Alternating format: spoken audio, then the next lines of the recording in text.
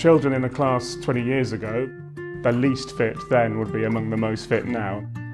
That's quite an indictment on our society. It's not the fault of individuals, but we need to kind of address that. As a society, we need to be more physically active. We're tackling physical inactivity, dealing with the health inequalities it creates and the lifelong conditions that emerges from it, as seen as pressing a challenge for nations around the world as tackling climate change. That's a drain on the productivity of UK PLC. You know, we want to talk about a thriving economy. We need infrastructure, we need good broadband, we need a healthy population that's able to do their job to the maximum of their abilities, and we don't have that currently.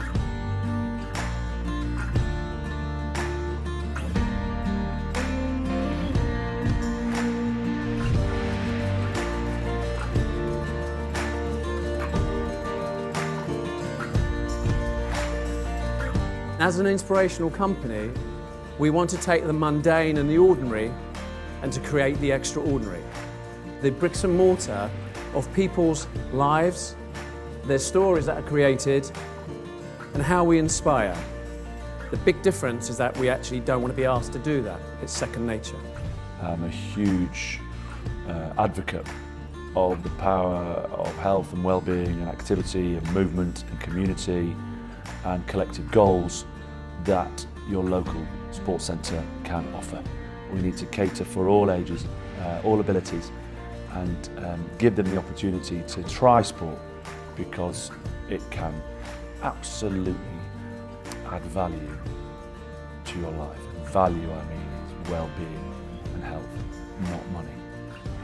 Across the country, as we see the ageing leisure stock, we know that it is expensive to run, sometimes not in the right places, sometimes with not the right mix of facilities, and therefore they cost local authorities more. They cost more to run, they cost more to staff, and they're less popular with local people.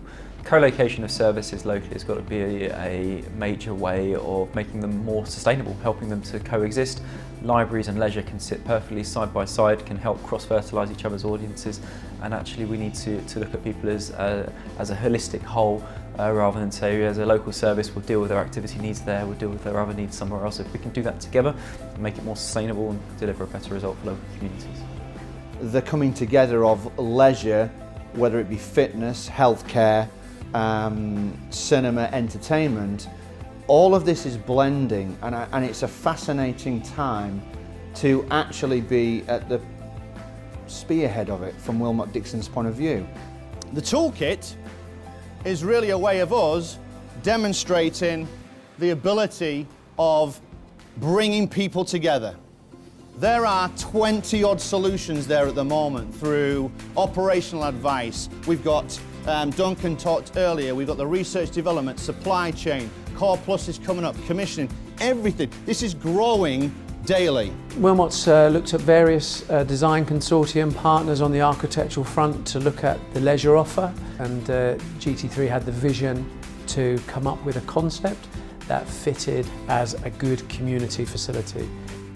Core Plus is a testbed for doing innovation, or testbed for innovation, but also to give clients a starting point for their scheme.